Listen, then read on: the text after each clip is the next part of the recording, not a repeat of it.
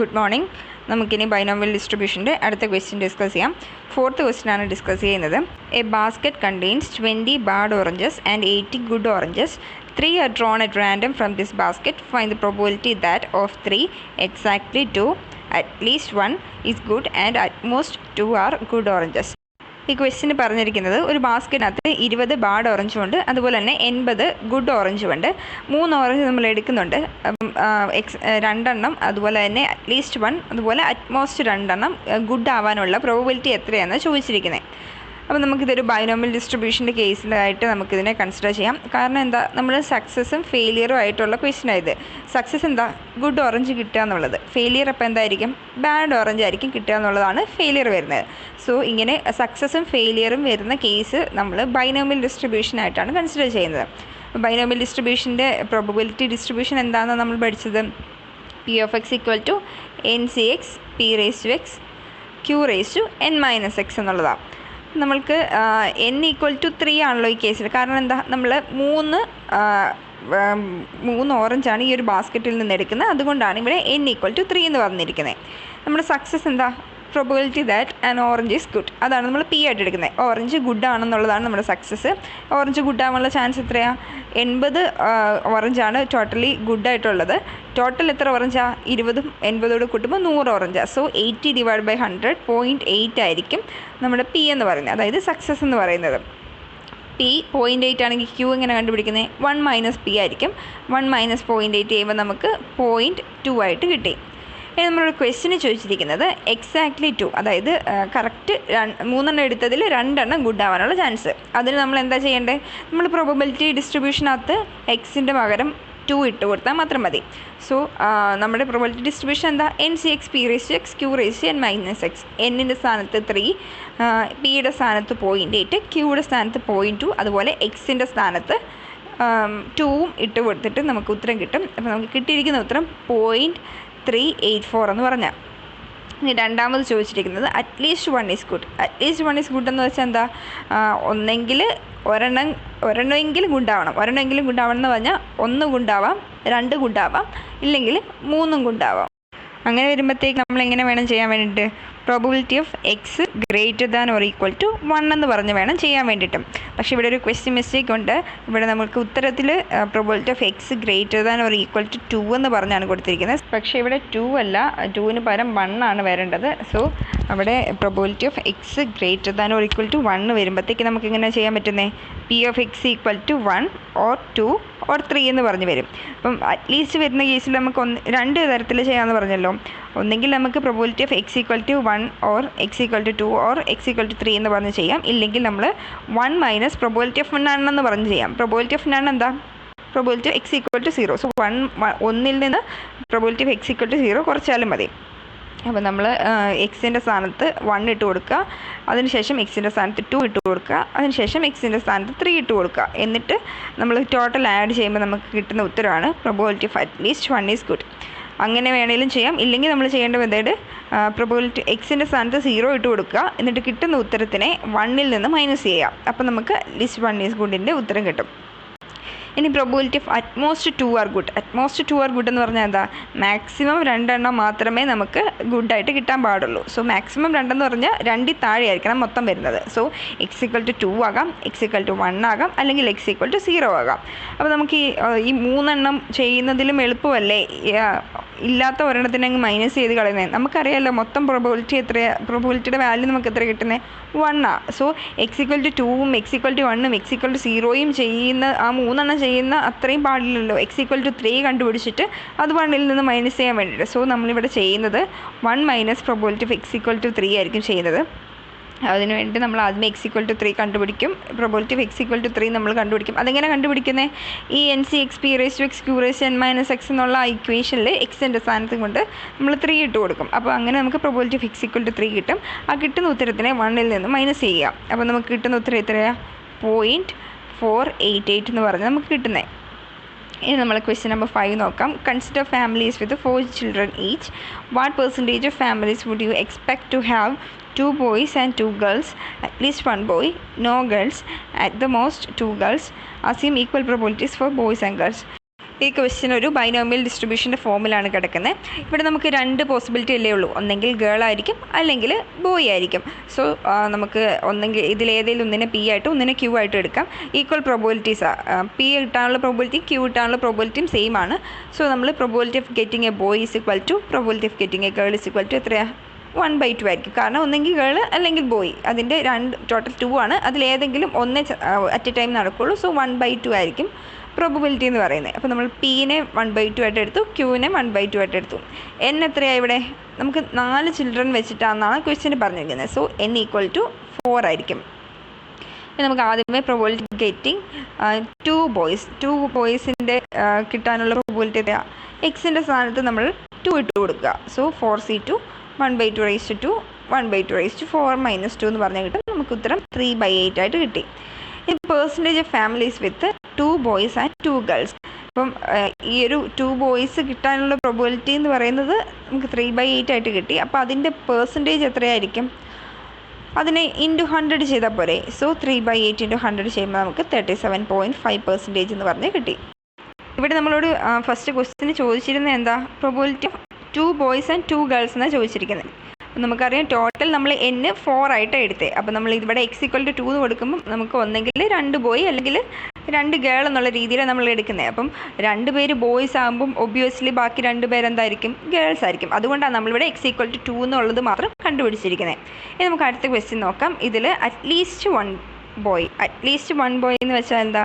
ഒന്നെങ്കിൽ ഒരു ബോയ് ആയിരിക്കണം, അല്ലെങ്കിൽ 2 ബോയ് ആയിരിക്കണം, അല്ലെങ്കിൽ 3 ബോയ് ആയിരിക്കണം, ഇല്ലെങ്കിൽ 4 ബോയ് ആയിരിക്കണം. അപ്പോൾ അങ്ങനെ 4 പോസിബിലിറ്റീസാണ് അറ്റ്ലീസ്റ്റ് ഉള്ളത്.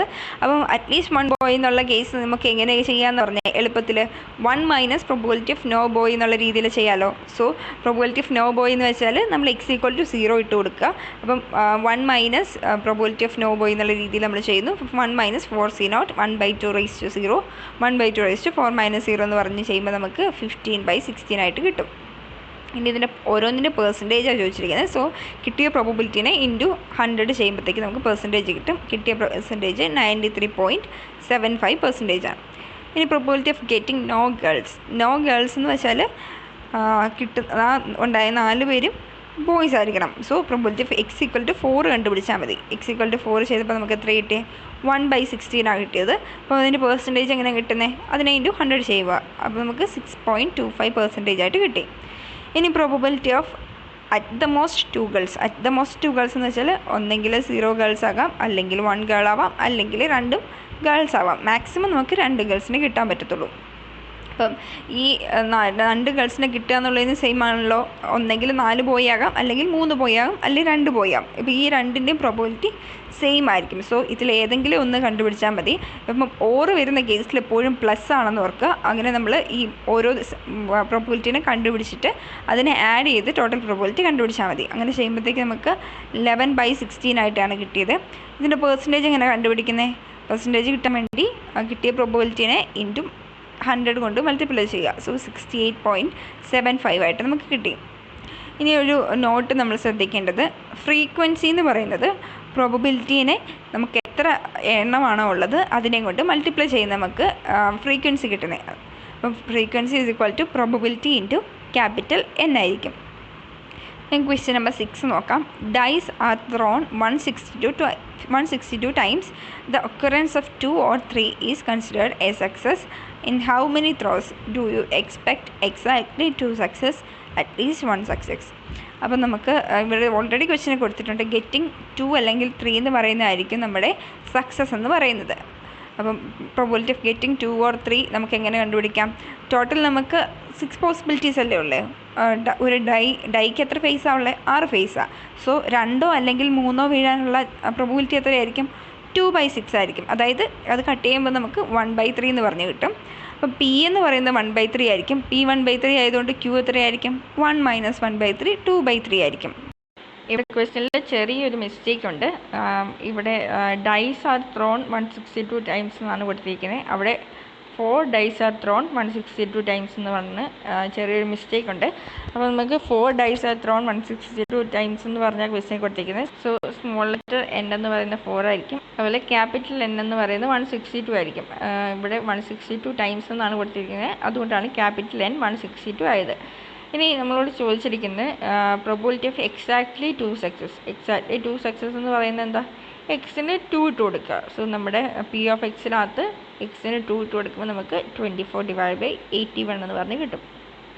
ദെയർഫോർ എക്സാക്ട്ലി 2 സക്സസിൻ്റെ നമ്പറാണ് ചോദിച്ചിരിക്കുന്നത്. ഹൗ മെനി ത്രോസ് എന്നാണ് ചോദിച്ചിരിക്കുന്നത്. ഇപ്പോൾ നമ്മൾ ഓൾറെഡി ഒരു റിസൾട്ട് കണ്ടതാണ്. ഫ്രീക്വൻസി എന്ന് പറയുന്നത് പ്രോബബിലിറ്റി ഇൻറ്റു ക്യാപിറ്റൽ N ആയിരിക്കും. സോ പ്രോബബിലിറ്റി നമ്മൾ കണ്ടുപിടിച്ചു. പ്രോബബിലിറ്റി നമുക്ക് എത്രയായിട്ട് കിട്ടിയേ? 24/81 എന്ന് പറഞ്ഞ് കിട്ടി. അപ്പം പ്രോബബിലിറ്റി ഇൻറ്റു ക്യാപിറ്റൽ N ആണ് നമ്മുടെ frequency. So number of throws exactly 2 കിട്ടാനുള്ള നമ്പർ ഓഫ് ത്രോസ് എന്ന് പറയുന്നത് corresponding probability into capital N. So 24/81 into നമ്മുടെ ക്യാപിറ്റൽ N ആയ 162 ചെയ്യുമ്പോൾ നമുക്ക് 48 ആയിട്ട് കിട്ടും. ഇനി probability of at least 1 success. At least 1 success എങ്ങനെ കണ്ടുപിടിക്കുന്നത്? അതിൻ്റെ പ്രോബബിലിറ്റി നമ്മൾ കണ്ടുപിടിക്കുന്നത് 1 minus probability of no success എന്നുള്ളതാണ്. So 1 minus probability of x = 0 ചെയ്യുമ്പോഴത്തേക്ക് നമുക്ക് 65/81 എന്ന് പറഞ്ഞ് കിട്ടി. അതിൻ്റെ നമ്പർ ഓഫ് ത്രോസ് ആണ് കണ്ടുപിടിക്കേണ്ടത്. സോ നമ്പർ ഓഫ് ത്രോസ് കിട്ടാൻ വേണ്ടി കറസ്പോണ്ടിങ് പ്രോബബിലിറ്റിനെ ക്യാപിറ്റൽ N വെച്ചിട്ട് മൾട്ടിപ്ലൈ ചെയ്യുക. സോ 65/81 ഇൻറ്റു 162 ചെയ്യുമ്പോൾ നമുക്ക് 130 എന്ന് പറഞ്ഞ് കിട്ടും. Mean of the binomial distribution is equal to NP and standard deviation of binomial distribution is equal to √(NP)Q. അപ്പോൾ നമ്മളിന്ന് നേരത്തെ കണ്ടാണ് ഒരു ബൈനോമിയൽ ഡിസ്ട്രിബ്യൂഷൻ്റെ മീൻ എന്ന് പറയുന്നത് NP ആയിരിക്കും. അതായത് N × P എന്നാണ്. നമ്മുടെ N എന്ന് വെച്ചാൽ എന്താ? Number of outcomes. P എന്ന് വെച്ചാൽ നമ്മുടെ സക്സസ്. അപ്പം അതുപോലെ തന്നെ സ്റ്റാൻഡേർഡ് ഡീവിയേഷൻ എന്ന് പറയുന്നത് √(NP)Q ആയിരിക്കും. അതായത് number of trials into success into ഫെയിലിയറിൻ്റെ സ്ക്വയർ റൂട്ട് ആയിരിക്കും സ്റ്റാൻഡേർഡ് ഡീവിയേഷൻ എന്ന് പറയുന്നത്. നമുക്ക് ക്വസ്റ്റ്യൻ നമ്പർ 7 നോക്കാം. For a binomial distribution, mean is equal to 4, variance is equal to 12/9. Write down all the terms of the distribution. അപ്പോൾ നമുക്ക് മീൻ തന്നിട്ടുണ്ട്, variance തന്നിട്ടുണ്ട്. ആ ഒരു ഡിസ്ട്രിബ്യൂഷനിലുള്ള എല്ലാ ടേംസും കണ്ടുപിടിച്ച് എഴുതാനാണ് പറഞ്ഞേക്കുന്നത്. മീൻ NP ആണെന്ന് നമുക്കറിയാം. അതായത് NP ആണ് ഇവിടെ തന്നിരിക്കുന്ന 4 എന്ന് പറയുന്നത്. NP 4 ആണ്. അതുപോലെ വേരിയൻസ് നമുക്കറിയാം. സ്റ്റാൻഡേർഡ് ഡീവിയേഷൻ്റെ സ്ക്വയർ ആയിരിക്കുമല്ലോ വേരിയൻസ്. അപ്പോൾ വേരിയൻസ് എന്ന് സ്റ്റാൻഡേർഡ് ഡീവിയേഷൻ √(NP)Q ആണ്. സോ വേരിയൻസ് എന്തായിരിക്കും? വെറും NP_Q ആയിരിക്കും. NP_Q എത്രയാണ് തന്നേക്കുന്നത്? 12/9 എന്ന് പറഞ്ഞ് തന്നിട്ടുണ്ട്. സോ നമുക്ക് ഈ രണ്ട് ഇക്വേഷൻസ് വെച്ചിട്ട് നമുക്ക് Q എന്താണെന്ന് കണ്ടുപിടിക്കാമല്ലോ. Q എന്തായിരിക്കും? NP_Q /NP ആയിരിക്കും. അതായത് 12/9 / 4 ആയിരിക്കും. അപ്പം അങ്ങനെ ക്രോസ് മൾട്ടിപ്ലൈ റെസിപ്രോക്കൽ എടുത്തിട്ട് മൾട്ടിപ്ലൈ ചെയ്യുക. 12/9 × 1/4. അപ്പോൾ നമുക്ക് ഈ 12ഉം 4ഉം തമ്മിൽ കട്ടാകും. അപ്പോൾ 3 വരും. അപ്പം നമുക്ക് 3/9 എന്ന് പറഞ്ഞാൽ കിട്ടുന്നത്. 3/9 കട്ട് ചെയ്യുമ്പോൾ നമുക്ക് 1/3 ആയിട്ട് കിട്ടും. ഇനി നമുക്ക് 1/3 Q ആയിട്ട് കിട്ടിയതുകൊണ്ട് P എത്രയായിട്ട് കിട്ടാം? 1 - Q ആയിരിക്കുമല്ലോ P. സോ 1 - 1/3 2/3 ആയിരിക്കും P. N എന്ന് പറയുന്നത് NP / P ആണ്. സോ നമുക്ക് 4 / 2/3 ചെയ്യുമ്പോഴത്തേക്ക് 6 ആയിട്ട് കിട്ടി N. N 6ഉം N 6 ആയതുകൊണ്ട് തന്നെ എക്സിൻ്റെ വാല്യൂസ് എന്തൊക്കെയായിരിക്കും? 0 1 2 3 4 5 6 വരെ ആയിരിക്കും. നമുക്ക് എക്സിൻ്റെ വാല്യൂസ് കിട്ടിയിട്ടുണ്ട്. ബൈനോമിയൽ ഡിസ്ട്രിബ്യൂഷൻ്റെ PDF എന്താ? NCX P⁻X Q⁻n−X. അപ്പോൾ നമുക്ക് എല്ലാത്തിൻ്റെ തന്നെ വാല്യൂസ് കിട്ടിയിട്ടുണ്ട്. N-ൻ്റെ വാല്യൂ കിട്ടിയിട്ടുണ്ട്, എക്സിൻ്റെ വാല്യൂ കണ്ടിട്ടുണ്ട്, P-യുടെ വാല്യൂ കിട്ടിയിട്ടുണ്ട്, Q-ൻ്റെ വാല്യൂയും കിട്ടിയിട്ടുണ്ട്. ഇനി നമ്മൾ ഓരോ വാല്യൂസ് സബ്സ്റ്റിറ്റ്യൂട്ട് ചെയ്ത് അതിൻ്റെ വാല്യൂസ് കണ്ടുപിടിക്കുക. X 0 ആയിരിക്കുമ്പോഴും 1 2 3 4 5 6 ഓരോ കേസിലുള്ള വാല്യൂസ് കണ്ടുപിടിക്കുക. അതാണ് ഈ കണ്ടുപിടിച്ച് വെച്ചിരിക്കുന്നത്. നമുക്ക് ക്വസ്റ്റ്യൻ നമ്പർ 8 നോക്കാം. In a binomial distribution consisting of 5 independent trials, first and second terms are 0.4096 and 0.2048 respectively. Find the parameter P.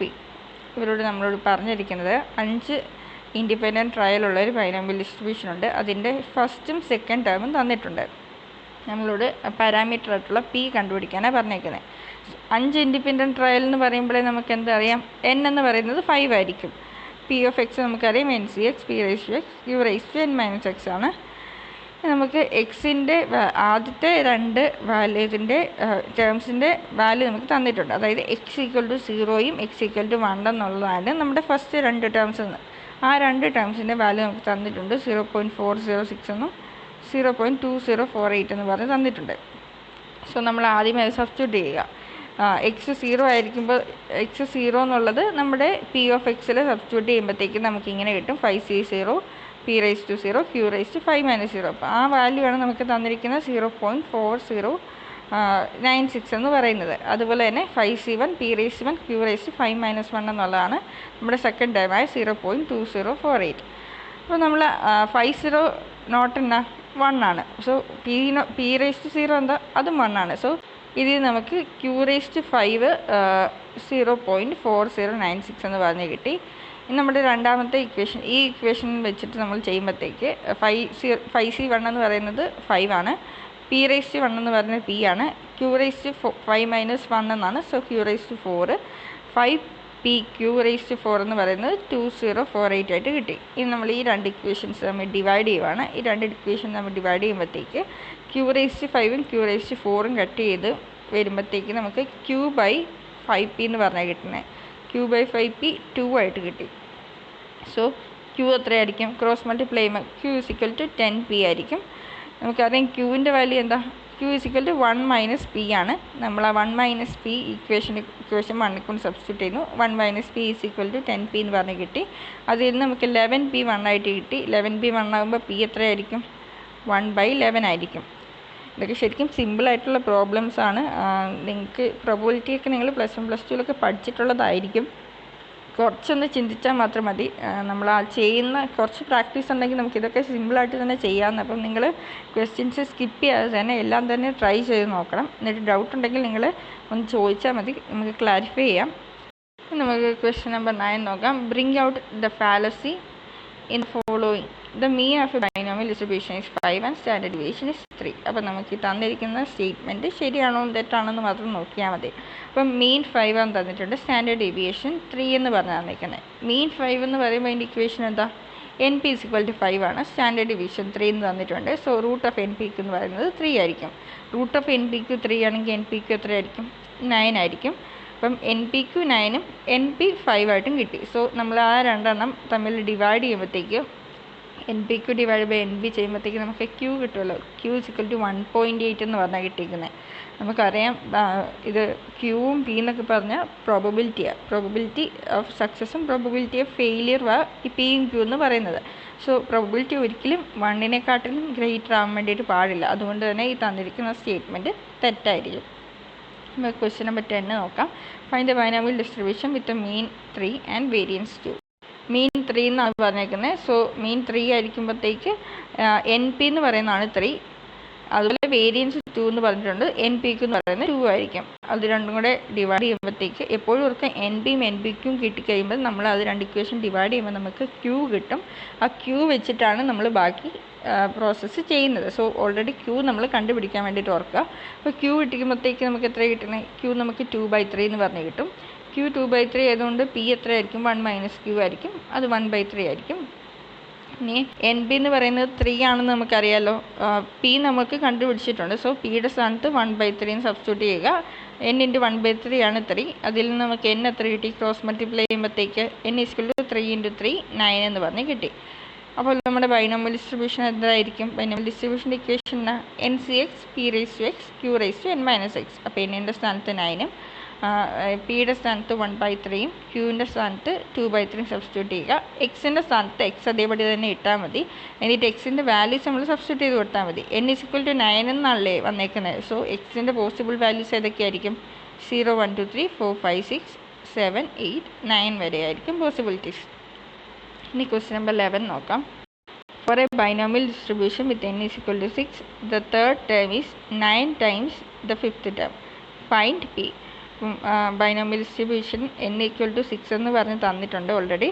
പിന്നെ തേർഡ് ടേം എന്ന് പറയുന്നത് ഫിഫ്ത്ത് ടേമിൻ്റെ 9 ടൈംസ് ആയിരിക്കും എന്നാണ് പറഞ്ഞേക്കുന്നത്.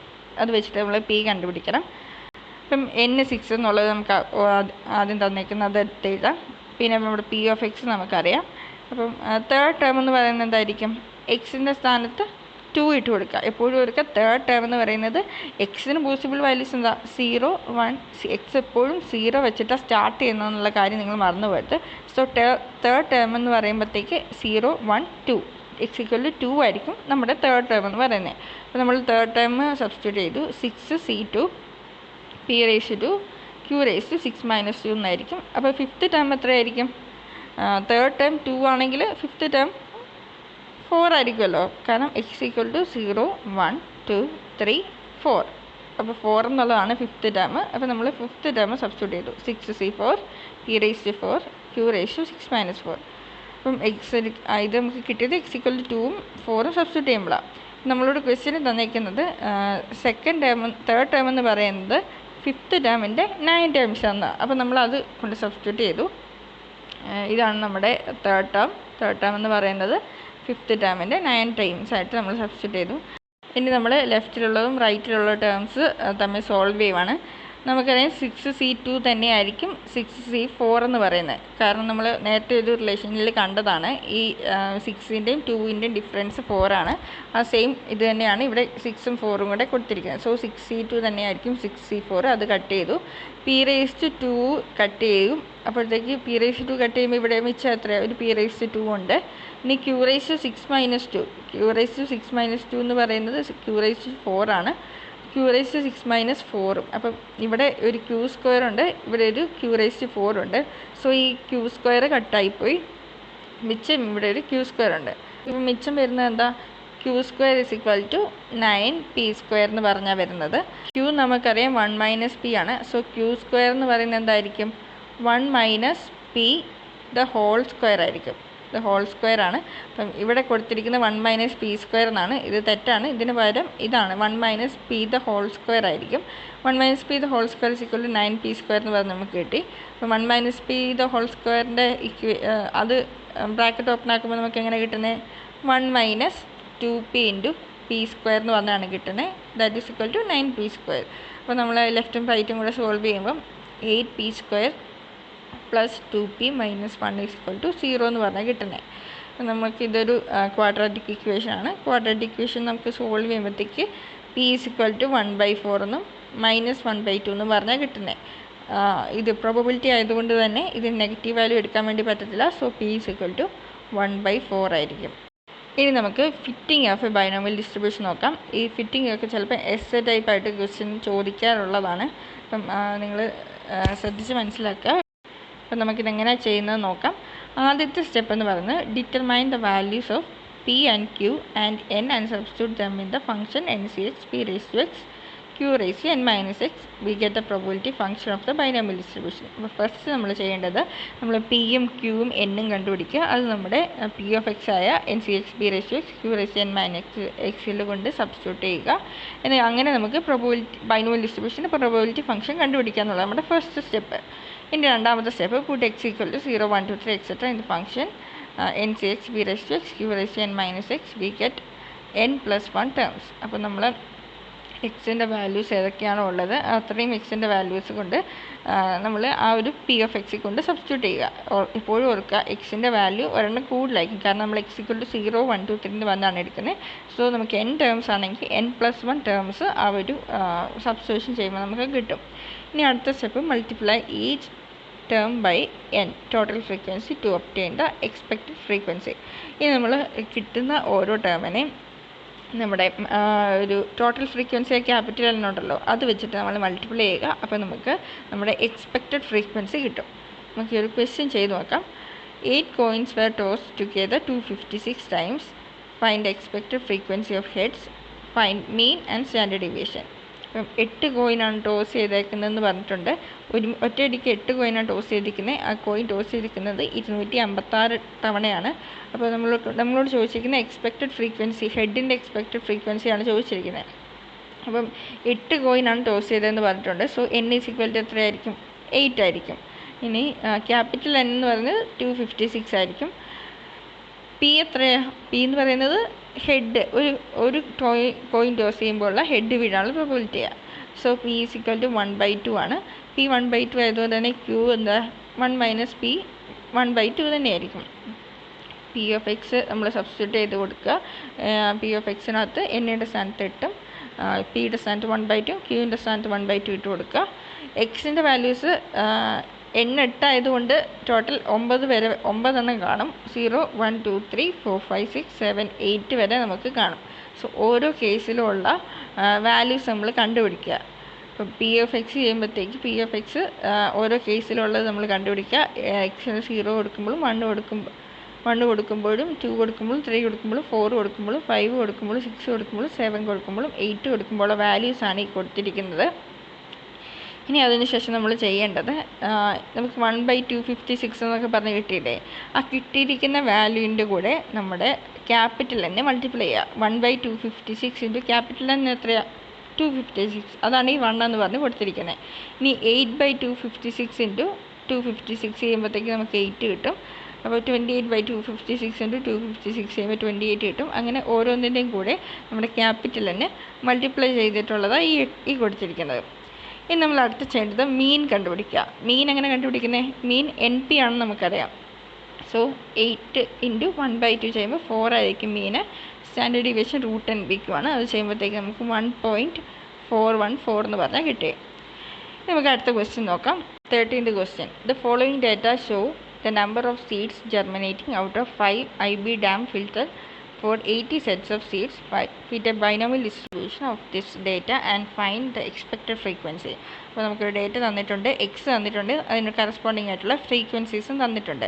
ഇവിടെ നമുക്ക് പി തന്നിട്ടില്ല, അതുകൊണ്ട് തന്നെ നമ്മൾ പി കണ്ടുപിടിക്കണം. പി കണ്ടുപിടിക്കാൻ വേണ്ടി നമ്മൾ ഈ ഡേറ്റയുടെ മീൻ കണ്ടുപിടിക്കുകയാണ്. നമ്മളെങ്ങനെ മീൻ കണ്ടുപിടിക്കുന്നത്? മീൻ കണ്ടുപിടിക്കാനൊക്കെ നമ്മൾ ഫസ്റ്റ് സെമസ്റ്ററിൽ പഠിച്ചതാണ്.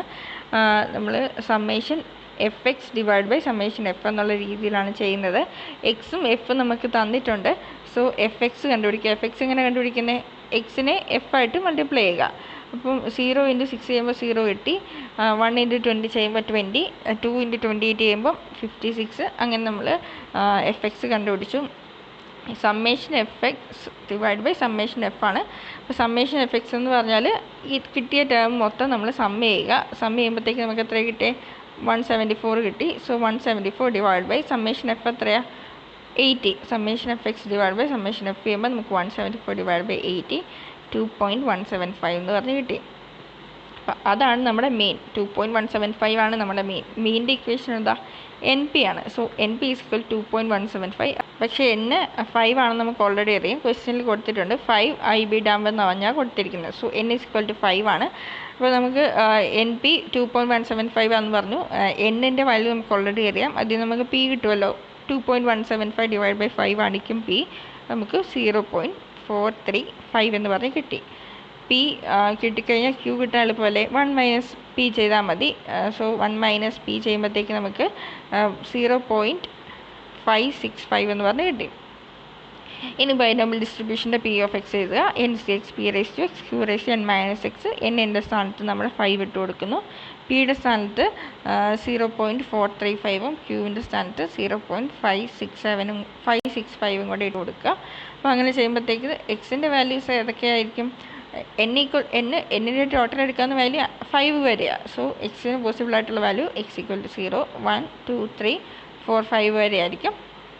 എക്സ്പെക്റ്റഡ് ഫ്രീക്വൻസി കണ്ടുപിടിക്കാനാണ് ക്വസ്റ്റ്യൻ ചോദിച്ചിരിക്കുന്നത്. എക്സ്പെക്റ്റഡ് ഫ്രീക്വൻസി എങ്ങനെ കണ്ടുപിടിക്കുന്നത്? ഓരോ കിട്ടിയിരിക്കുന്ന പ്രോബബിലിറ്റി P(x)ന് കറസ്പോണ്ടിങ് നമ്മുടെ ക്യാപിറ്റൽ N വെച്ചിട്ട് മൾട്ടിപ്ലൈ ചെയ്യുക. ഇവിടെ ക്യാപിറ്റൽ N എത്രയായിരിക്കും? 80 സെറ്റ്സ് ഓഫ് സീഡ്സ് എന്ന് പറഞ്ഞാൽ കൊടുത്തിരിക്കുന്നത്. സോ ക്യാപിറ്റൽ N എന്ന് പറയുന്നത് 80 ആയിരിക്കും. അപ്പോൾ നമുക്ക് കിട്ടുന്ന P(x)നെ 80 വെച്ചിട്ട് മൾട്ടിപ്ലൈ ചെയ്യുക. അപ്പം x = 0 ചെയ്യുമ്പോൾ കിട്ടുന്ന ഉത്തരത്തിന് 8 വെച്ച് മൾട്ടിപ്ലൈ ചെയ്യുക. x = 1 ചെയ്യുമ്പോൾ കിട്ടുന്ന ഉത്തരത്തിന് 80 വെച്ച് മൾട്ടിപ്ലൈ ചെയ്യുക. അങ്ങനെ ഓരോന്നിനും നമ്മൾ 80 വെച്ചിട്ട് മൾട്ടിപ്ലൈ ചെയ്യുമ്പോൾ കിട്ടുന്ന ഉത്തരവാണ് ഈ കൊടുത്തിരിക്കുന്നത്. ഇതായിരിക്കും നമ്മുടെ എക്സ്പെക്റ്റഡ് ഫ്രീക്വൻസി എന്ന് പറയുന്നത്. അപ്പോൾ fitting of A binomial distribution നമ്മൾ ചെയ്യേണ്ടത് N കണ്ടുപിടിക്കുക, P കണ്ടുപിടിക്കുക, Q കണ്ടുപിടിക്കുക. അത് നമ്മുടെ P(x) കൊണ്ട് സബ്സ്റ്റിറ്റ്യൂട്ട് ചെയ്യുക. എന്നിട്ട് എക്സിന് കറസ്പോണ്ടിങ് ആയിട്ടുള്ള വാല്യൂസ് എല്ലാം കണ്ടുപിടിച്ചിട്ട് ആ കിട്ടിയിരിക്കുന്ന പ്രോബബിലിറ്റിനെ നമ്മൾ നമ്മുടെ ക്യാപിറ്റൽ N ക്വസ്റ്റ്യനിൽ തന്നിട്ടുണ്ടായിരിക്കും. ആ ക്യാപിറ്റൽ N വെച്ചിട്ട് മൾട്ടിപ്ലൈ ചെയ്യുമ്പോൾ നമുക്ക് എക്സ്പെക്റ്റഡ് ഫ്രീക്വൻസി കിട്ടും. അപ്പം ഇത്രയാണ് നമ്മുടെ ബൈനോമിയൽ ഡിസ്ട്രിബ്യൂഷൻ്റെ പോർഷൻസ്. അപ്പം നിങ്ങൾ മൊത്തം ഒന്ന് ചെയ്ത് നോക്കിയിട്ട് എന്തെങ്കിലുമൊക്കെ ഡൗട്ട് ഉണ്ടെങ്കിൽ ചോദിക്കുക. ഇതൊക്കെ നിങ്ങൾ പണ്ട് പഠിച്ചതൊക്കെ ആയിരിക്കും, പക്ഷേ കുറച്ചൊക്കെ കൺഫ്യൂഷൻസ് വരുമായിരിക്കും. നിങ്ങൾ ചെയ്ത് നോക്കിയാൽ മതി. നമുക്ക് പ്രാക്ടീസ് ചെയ്യുമ്പോഴത്തേക്ക് നമുക്ക് എളുപ്പത്തിൽ ചെയ്യാൻ പറ്റും. പ്രോബബിലിറ്റി ഒക്കെ വളരെ സിമ്പിളായിട്ടുള്ള ടോപ്പിക്കാണ്. നിങ്ങൾ പ്രോബ്ലംസ് ഇങ്ങനെ പ്രാക്ടീസ് ചെയ്ത് നോക്കിയാൽ മാത്രമേ നിങ്ങൾക്ക് സ്പീഡിലായാലും ചെയ്യാൻ പറ്റത്തുള്ളൂ. എല്ലാവരും തന്നെ ഇതുവരെയുള്ള എല്ലാ ക്വസ്റ്റ്യൻസും ഗൂഗിൾ ക്ലാസ് റൂമിൽ അപ്ലോഡ് ചെയ്യേണ്ടതാണ്. ഇൻറ്റേർണൽ മാർക്സ് ഈ ഒരു ക്വസ്റ്റ്യൻസ് സബ്മിറ്റ് ചെയ്യുന്നതിൻ്റെ ബേസിസിൽ മാത്രമായിരിക്കും തരുന്നത്. അപ്പോൾ എല്ലാവരും തന്നെ without any excuses Google class റൂമിൽ അസൈൻമെൻറ്റ്സ് സബ്മിറ്റ് ചെയ്യേണ്ടതാണ്. അപ്പോൾ നമുക്ക് അടുത്ത ക്ലാസ്സിൽ ഇതിൻ്റെ ബാക്കി ടോപ്പിക്സ് ഡിസ്കസ് ചെയ്യാം. Thank you.